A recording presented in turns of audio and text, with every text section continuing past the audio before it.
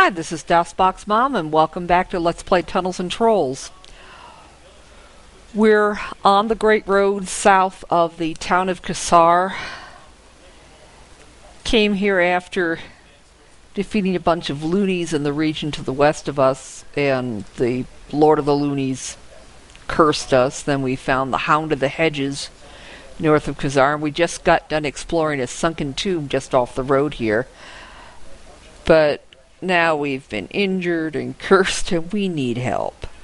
So let's see where we are on the map, and that will tell me about how far we need to go. Looks like about 4 spaces south, and then due east a couple spaces, and then we should be able to find a holy man who can help us. Up ahead of you, you hear an old man cursing and complaining wholeheartedly. Do you wish to investigate? You see a very old fellow struggling vainly to move a large rock from a small patch of ground he's preparing to cultivate. There appears to be a greater preponderance of rocks in cultivatable ground. He's cultivatable. He's dressed in robes of sacks and rags, and his feet are bare. He turns his piercing black eyes full upon you. Well, don't just stand there like a great slug. He says, help me. Do you help him? Sure. Being younger and stronger than he, you move the rock with ease. Thank you, chortles the old man. Won't you come in and keep me company for a wee moment? He gestures in the direction of a small hut. Do you accompany him? The old man seats you at a splintery wooden table. He offers you nothing, but instead eyes your pack. He strokes his beard thoughtfully. You wouldn't by chance have any food to spare, would you? Actually we would.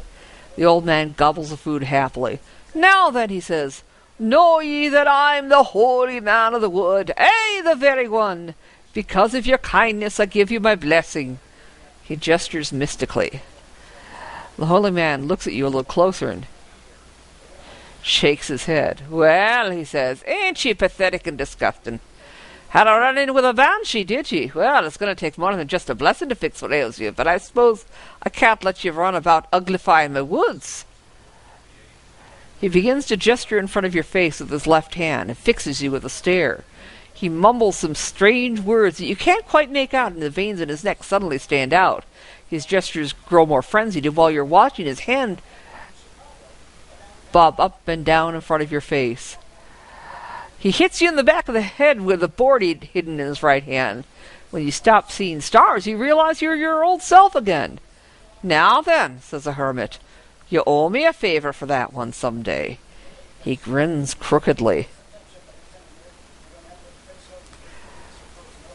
Listen close, he says, for what I say is always important. In the mountains are more monsters, critters, and evil slimy beasts than your little minds can conceive of. I can't even hunt herbs and mice there any more. He sighs heavily. And stay away from the standing stones. Nothing there's worth your life. Okay. Avoid standing stones. Got it. Nice visiting with you, the old man tells you. And thanks for the grub, but it's time I got back to work. You leave before you can find another rock for you to move.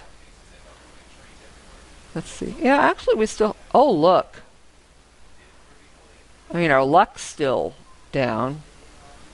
Constitution's down slightly. But his IQ's back to normal.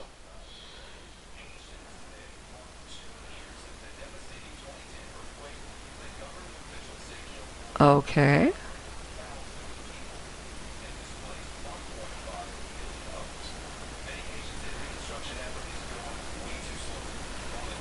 Well, it's a big improvement. So let's save.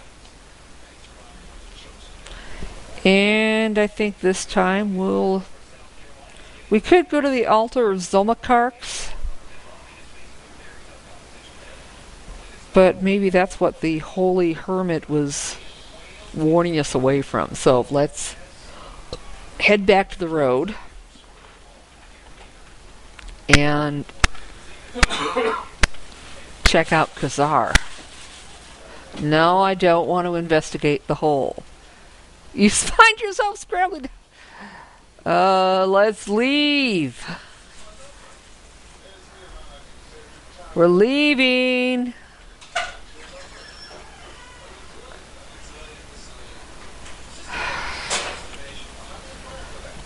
You know, I think this is stuck. Guys, hang on a minute. I'm going to have to get out of this loop and recover from my last save. And then just avoid that particular square. So hang on.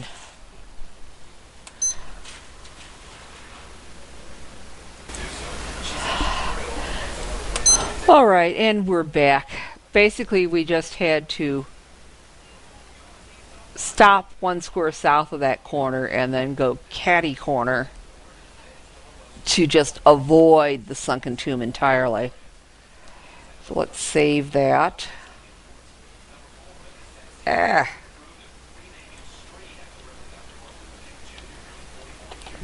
And we'll continue north to Kasar.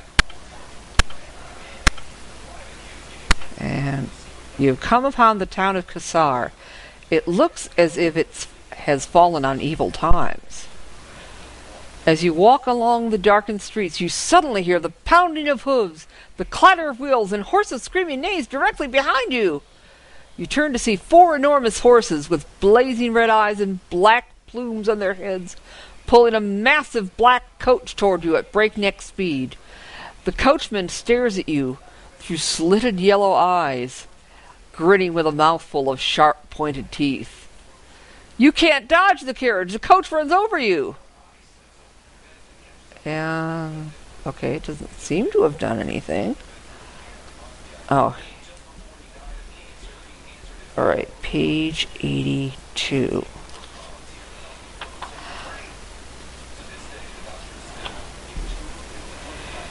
So let's see where we are. Okay, I see where we are now. Ooh. Provided that you're fast enough to dodge his rampage, you may get an opportunity to kill him if you have a spear or bow.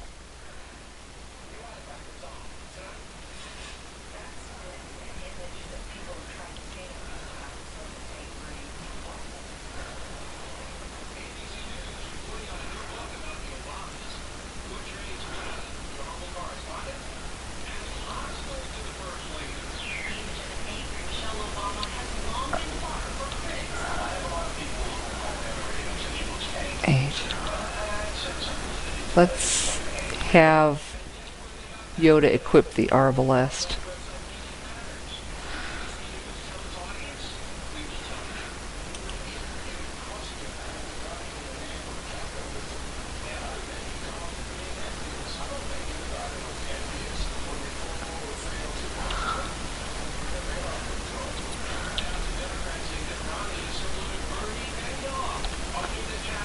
Although actually, we may have to have her switch back to the vampire javelin eventually.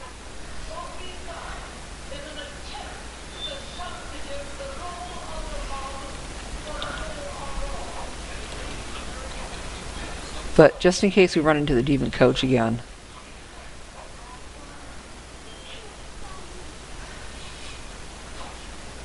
having bows equipped will help us take out the coachman.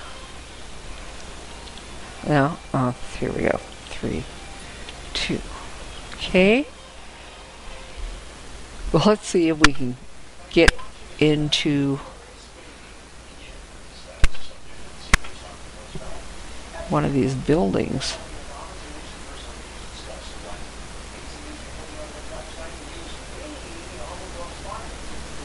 Okay, the Archers Guild and the Wizards Guild are still in operation, and then there's a tavern.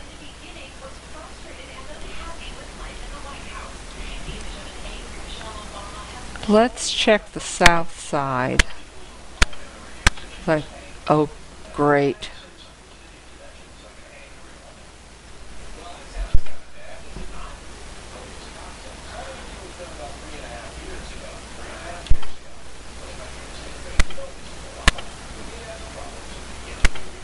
Okay, and there's the Wizards Guild.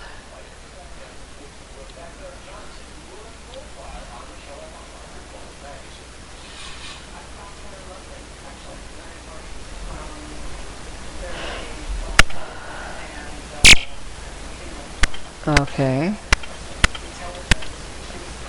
The wizard Bottomir, no relation to Boromir, is sitting in the chair in front of the burned buildings. He's a hard-nosed old fellow who drives a hard bargain. Do you wish to take his services? And yeah, a couple of wizards hanging out in the ruins with him. Let's switch to Arwen. And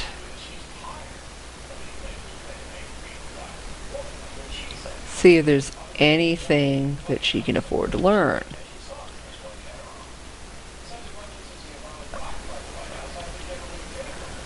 No. Okay. Is there anything we'd like to have him judge?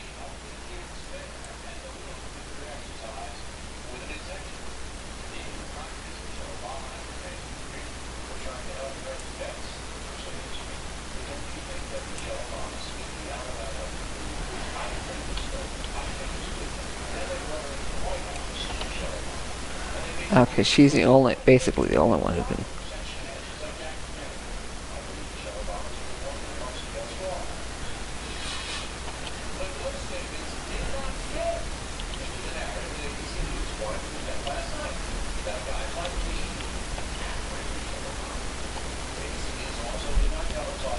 Okay.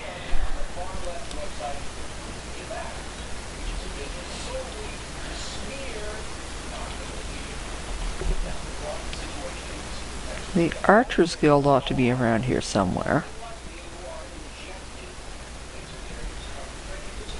I think I might see where it is.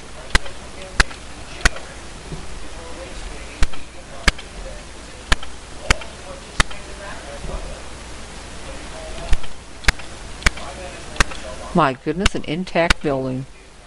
You see a tavern at the end of the dark and desolate street. Its lights are blazing.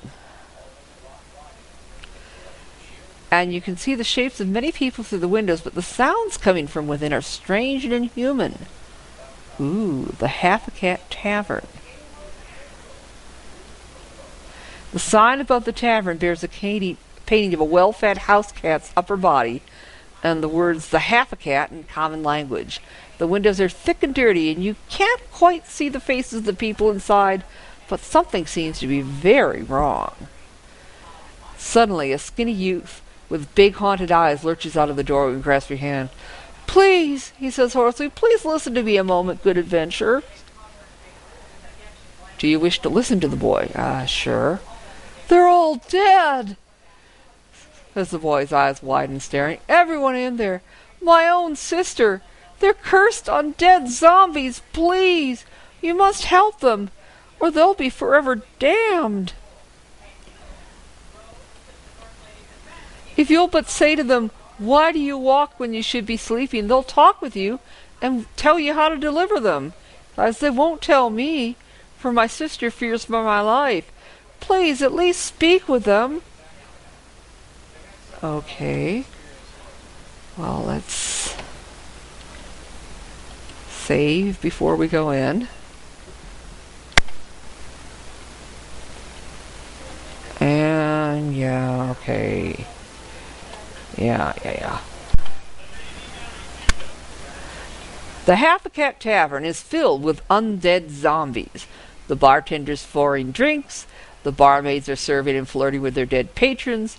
The bard is singing in a horrible, thick voice. The scene is pathetic and altogether quite horrifying. You walk reluctantly up to the bar as the bartender, a black elf, waves you in. Surprisingly talkative, the bartender asks, "Have you talked to the youth who haunts the doorway of this merry place?" "Well, more the fool you. Nothing can stir these pathetic remnants. I've tried many times myself." The elf shows you a dazzling diamond pendant around his neck. "Got this from that poor dead strumpet," points to one of the barmaids. I drink my fill and eat from the larder, which, unlike the patrons, is still fresh, he chuckles.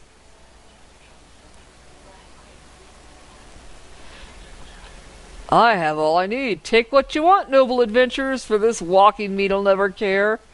He points out a few choice pieces of jewelry.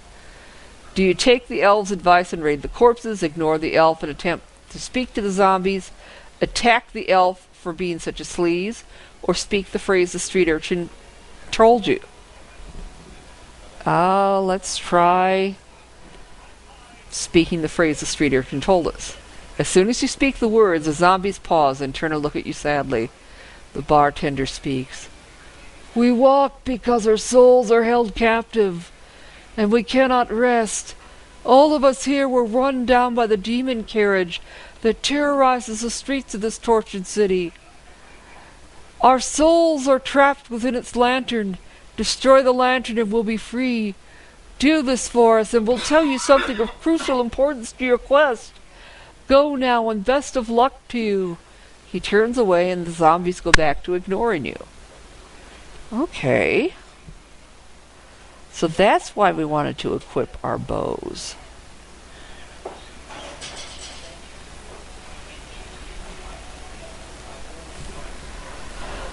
Alright, so let's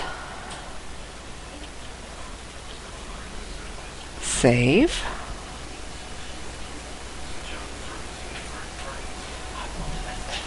And it looks like it is possible to walk in the ruins too.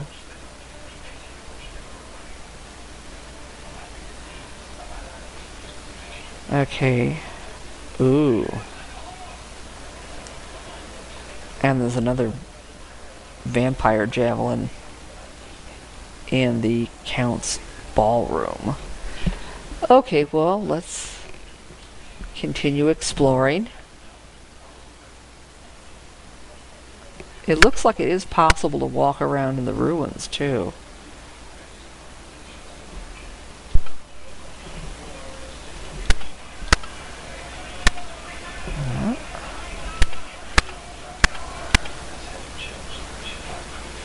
Oh, what's that? Half-orcs. Okay, let's run. Nothing I particularly wanted to deal with. Oh, great. Trolls.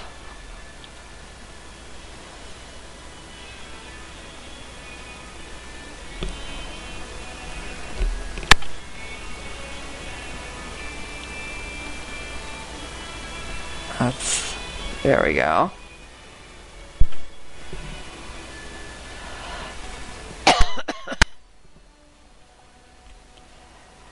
Yeah, I'm checking out spots where my penciled notes indicate that I had done something in the past.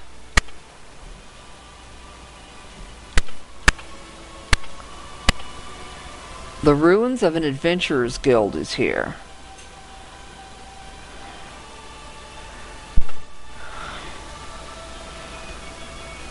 Okay. The ruins of a rogue's house is here.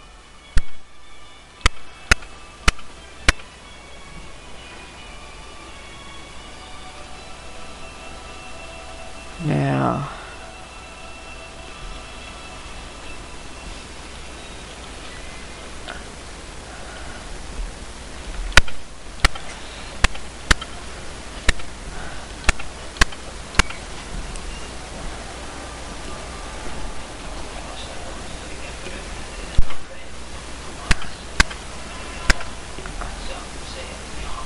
let's go along the ruins and save here. And this should be the direct route.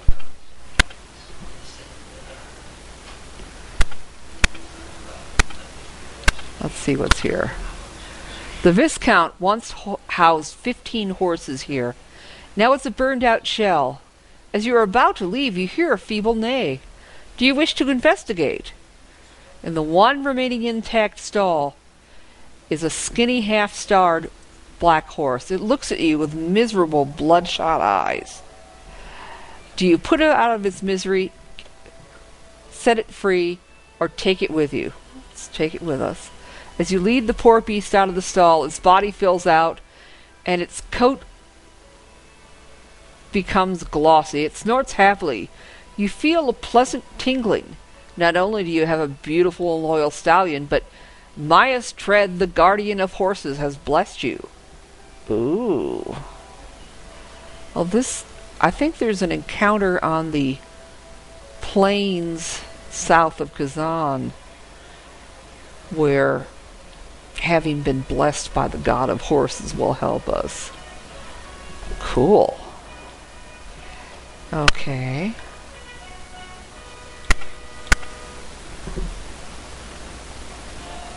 Ooh, okay. Looks like there's one.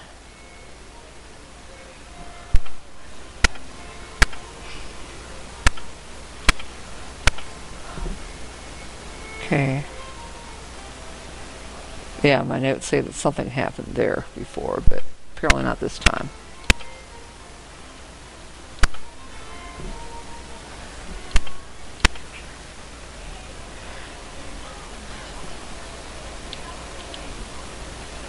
Okay, let's head back.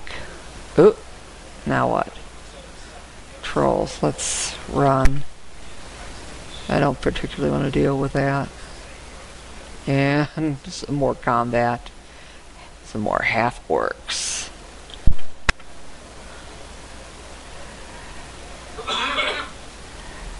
I mean, I'm sure we could gain XP from this, but it's basically random encounters. The important stuff is within this complex of buildings. Okay, Sinead, I think we better... We'll have you unequip your heavy longbow for the moment. And...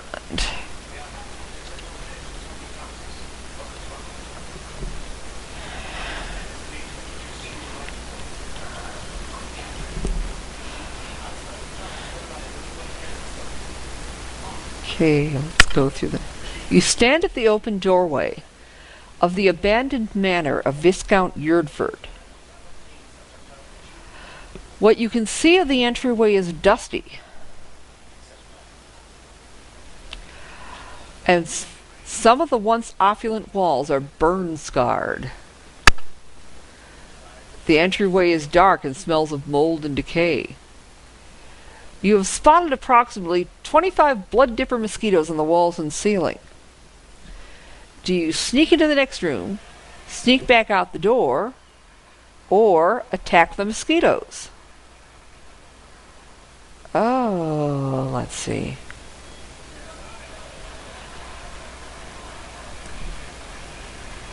Oh, let's try attacking the mosquitoes. You boldly attack the disgusting giant insects. They're sluggish. Okay. I may regret this, but, well...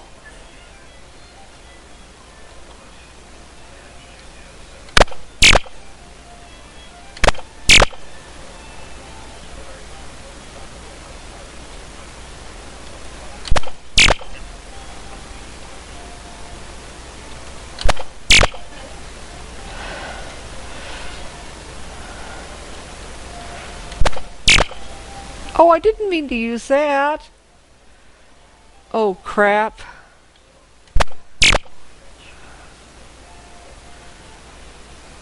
Okay.